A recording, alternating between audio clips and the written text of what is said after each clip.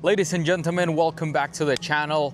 Today we are reviewing the 2025 Hyundai Sonata Hybrid, and I want to know if you would choose this vehicle over the 2025 Toyota Camry Hybrid or the 2025 Honda Accord Hybrid. Now, I was given this vehicle by Hyundai themselves, and I was told that I could be as honest as I wanted to. I'm gonna give my completely honest opinion about this vehicle. Before we get into the interior, let's talk powertrain. So right now, Hyundai is offering the 2025 Sonata in 3 different trims.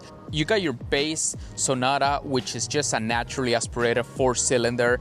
You have this one, which is also a 4-cylinder with hybrid assistant, which gives you up to 51 miles per gallon. That's what Hyundai is quoting this car, 51 miles per gallon. Now, has it given me 51 miles per gallon? Not really. It's more in the 40-45 range. And then you also have the N-Line, which is the sporty version of the Sonata, which offers a 4-cylinder turbocharged engine. Now, this particular vehicle here is front-wheel drive. As you can see, they have exposed the battery here, I think to make it look like you have that cool hybrid assistant. And as you can see, it has the HEV, which stands for hybrid electric vehicle. Now, this right here is not a plug-in hybrid. I would hate to have a plug-in hybrid. This regenerates electricity through braking. So it regenerates the battery through braking. So that's the cool thing about it. You don't have to worry about plugging in this vehicle. You can actually drive this vehicle for a good amount of miles in just EV only. Now, in terms of style, I really like this vehicle. I think it looks way better than the Toyota Camry and the Honda Accord. I don't think it looks as nice as the previous Sonata generation. I really like the way the other Sonatas used to look. This, in my opinion, looks a little bit more executive. It looks a little bit more serious. It looks like an actual daily driver. It still looks very nice, don't get me wrong. But in terms of sportiness, I think the previous Sonata looked way better. It had a much better design. This looks like you're kind of looking into that Audi A4 territory. I think it looks like an Audi A4 in terms of styling. Once again, it looks more serious. And maybe on this version of the Sonata, that's what they were going for. They wanted it for it to look more executive for people who are daily driving this car, going to McDonald's or whatever, but they want to feel like a boss. I really like the style here, the new Hyundai logo. It looks flat, it looks very nice. So you have your headlights down here, which are very nice, very bright. The wheels look very nice as well, and as you can see, it actually has this vortex design. So this is not just for style. This vortex design is to help you with the aerodynamics of this vehicle. Remember, when you're purchasing this vehicle, you're not looking for great styling. You're not looking to go fast. You're looking for the most efficient vehicle you can possibly buy. Maybe you live in the state of California where gas is extremely expensive. Well, this right here is gonna help with that aerodynamic to give you the best possible miles per gallon efficiency. Now, if you're wondering what the key to the 2025 Hyundai Sonata looks like, this is the design that Hyundai decided to make for the key. I think it's one of the most ugliest, disgusting keys I've ever seen. It has the H for the Hyundai logo, but look at how basic it looks. Look at how boring it looks. I guess that's why they're deciding to go with the digital keys now with the Hyundai app than the physical ones, because this just looks boring. At least put it completely black. I think it would have a nicer design if it was completely black, and then still have the H. It's fine if you want to have the H, but this just looks boring. It looks old. It doesn't look like it's 2025. So right there, you can press to open the trunk, to lock the car, to unlock the car, to sound the alarm, and then you have this empty button on the bottom. You do have keyless entry on this vehicle, so I can just have the key in my pocket and then open the vehicle. Right, now we're inside the 2025 Hyundai Sonata. As you can see, it looks very nice. I have a lot of space, but there are a few things that I really don't like about this vehicle. Let's start with the good things. As you can see, it looks very nice, very elegant. I have a lot of space inside. You do have Apple CarPlay and Android Auto as well. Now you do get two 12.3-inch displays right up front. One thing that I really love about this car is the AC. It is very strong. At just level 2, it is very strong. Everything is through a touch screen now. We're getting rid of a lot of physical buttons.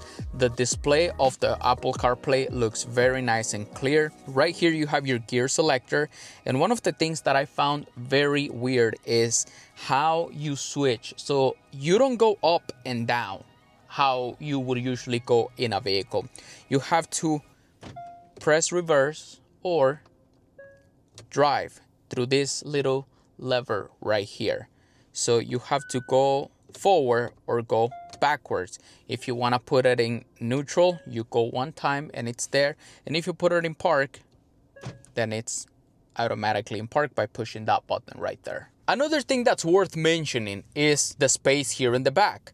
It is extremely big. And now remember, we're talking about a mid-size sedan. This isn't a big executive sedan. This is a mid-size vehicle. Once again, competing with the Toyota Camry, competing with the Honda Accord. And you have a lot of space here, which isn't unusual for Sonatas. Ever since 2016, 2015, when they did that huge refresh, when their vehicles actually started to look nicer and more sleek, I feel like the Sonatas have had a lot of space in the back. 2016, 2017, 18, 19, all the way up to 2025. I think they are one of the best, largest mid-size vehicles there are on the market. I really like the materials here. Now look at the trunk space. This has to be one of the largest trunk spaces I've seen on the market, especially for this segment in vehicles, the mid-size sedan vehicles. You have a lot of space back here, and for reference, I've decided to bring some items so you can see how well they fit inside the trunk of the 2025 Hyundai Sonata. So right here, we're gonna start putting some of our luggage in, and I think this is something that you really have to think about, because this is a car that you're gonna be taking road trips on, right? When you go out with the family, this is not just your usual daily driver that you take around the city to go to work. So I brought some large bags here to kind of show how big this trunk space is. Just look at that. I mean, you can easily push all of these bags to the back and have a lot of more space here on the back side of the trunk. So in terms of space, you are gonna be just fine in this vehicle.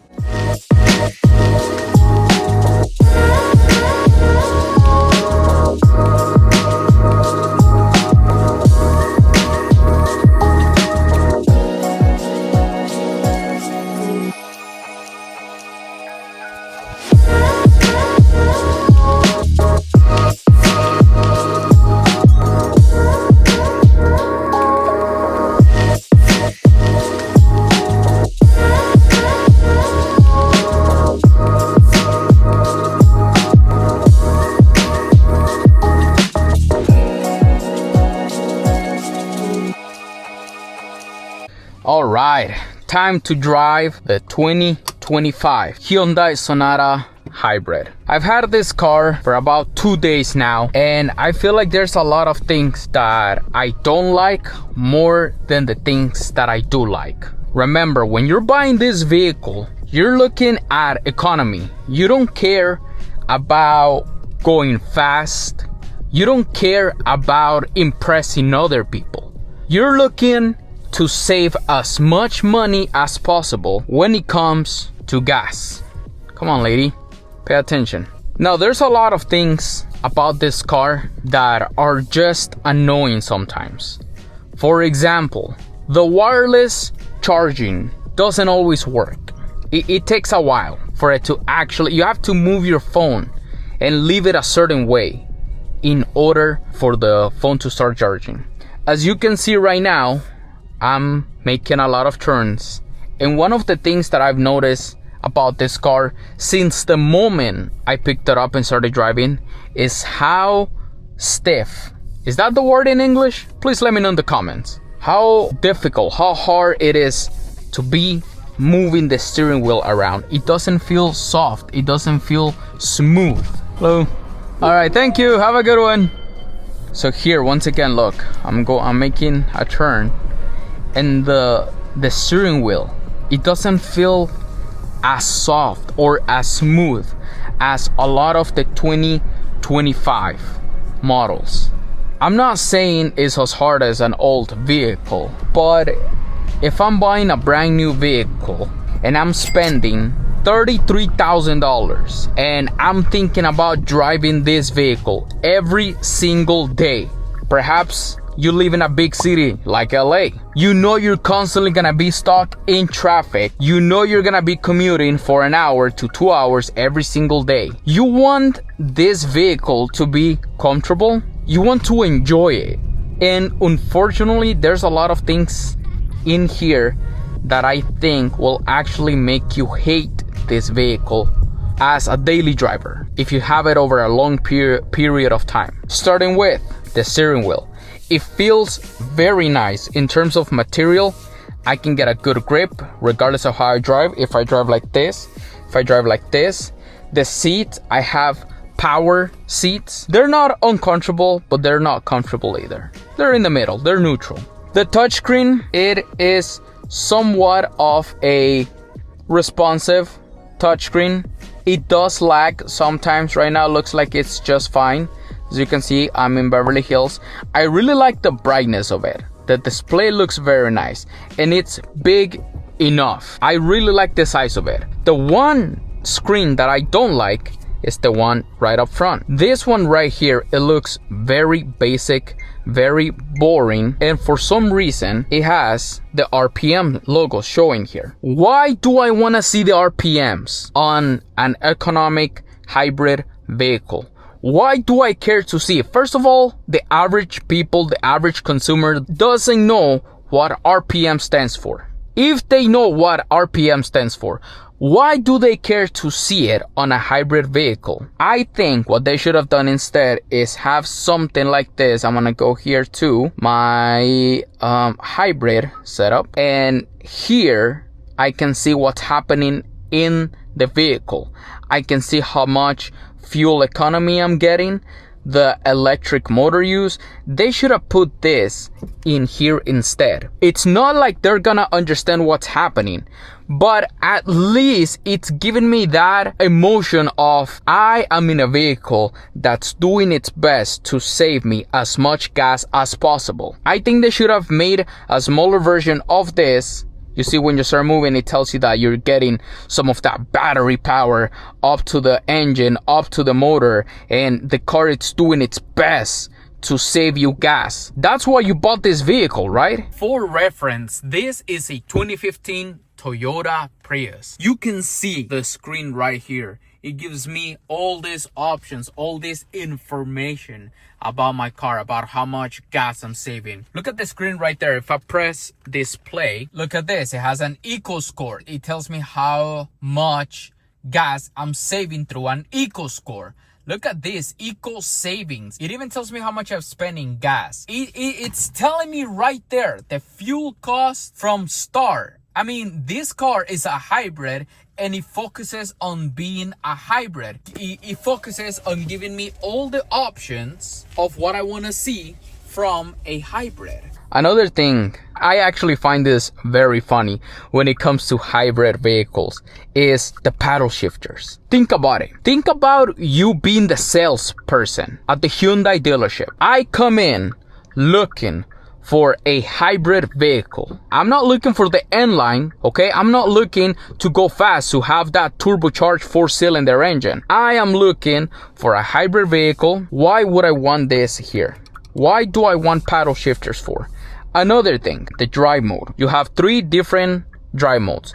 You have My Drive, which is a more personalized version. You have Eco, and you have Sport. Now, why would I want to have a sport drive mode on a hybrid vehicle? as you can see, I'm on sport now, and nothing in the dashboard changes. Nothing.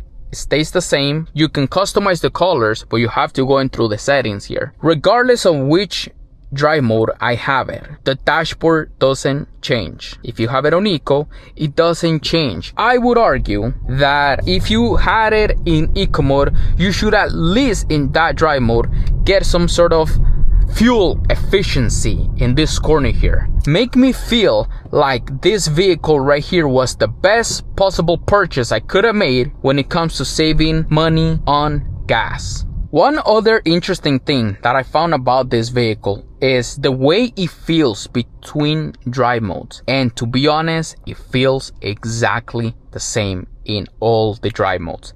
I felt zero difference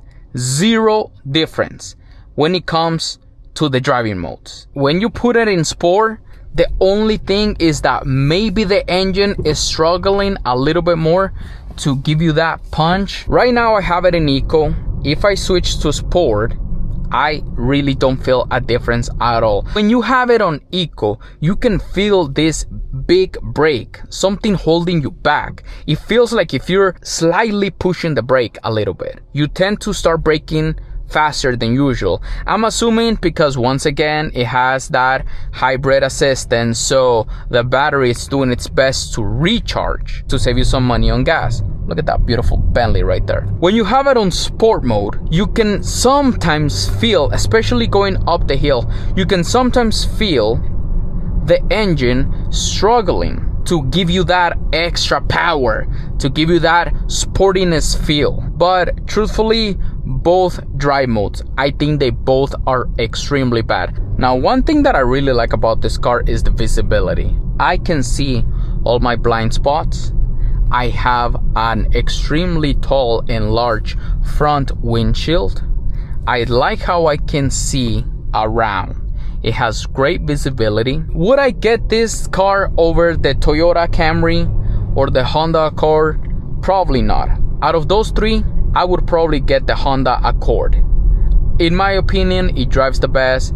It has maybe not better styling. I think in terms of style, this vehicle looks way better than the Toyota Camry, for sure.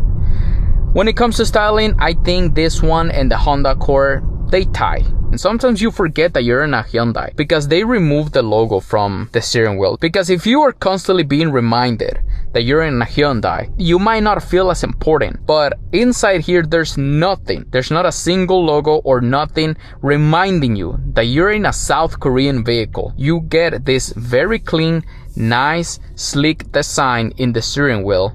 Very stiff. It is very stiff, but it looks clean. It feels clean. So you have nothing reminding you that you're driving a Kia Hyundai vehicle. I actually think they did a really good job putting this wood accents here, because let's be honest, you're only gonna be looking at it. You're not gonna be feeling it constantly, and the average person doesn't really feel the difference between actual wood and this plastic stuff that they put here in the front dashboard. I think it looks very nice from a perspective, from a point of view.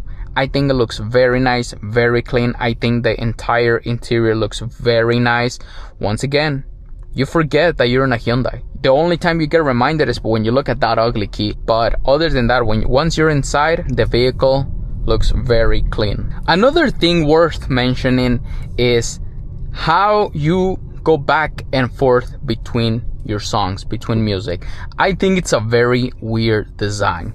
So you can control your volume here in the steering wheel, and you can also go between back and forth with this knob right here. Now, I would think that to go to the next song would be up, and to replay the last song, it would be down. As you can see, I have a song right here, and if I press up, nothing happens. I don't know. Once again, let me know in the comments below.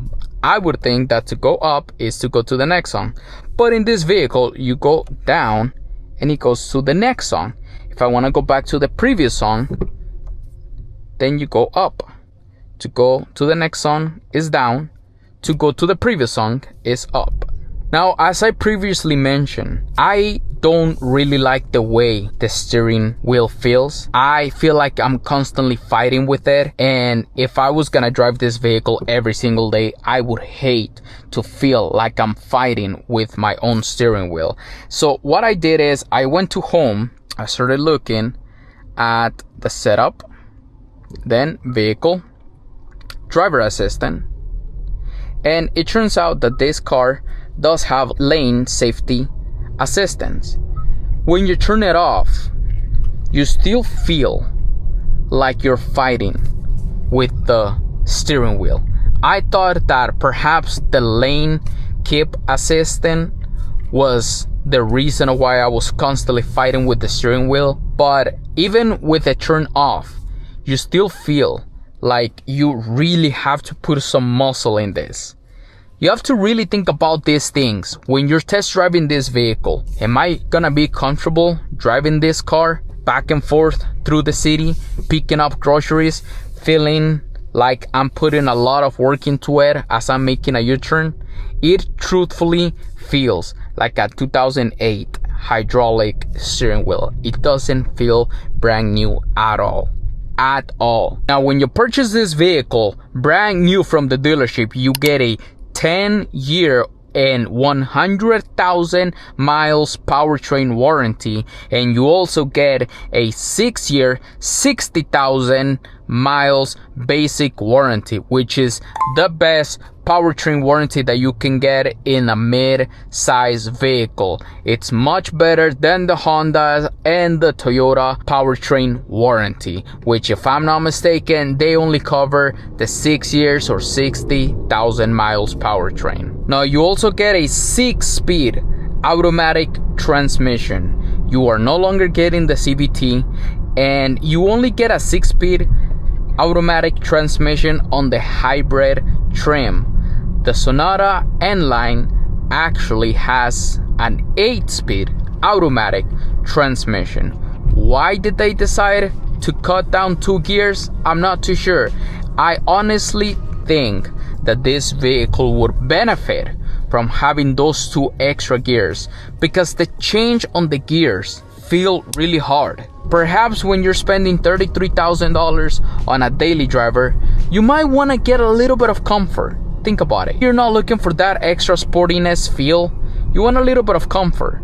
I'm not saying Mercedes-Benz level of comfort, but you know, Toyota Camry or Honda Accord level of comfort. Now, if for whatever reason you want to look at the rear view camera, you can press this button right here.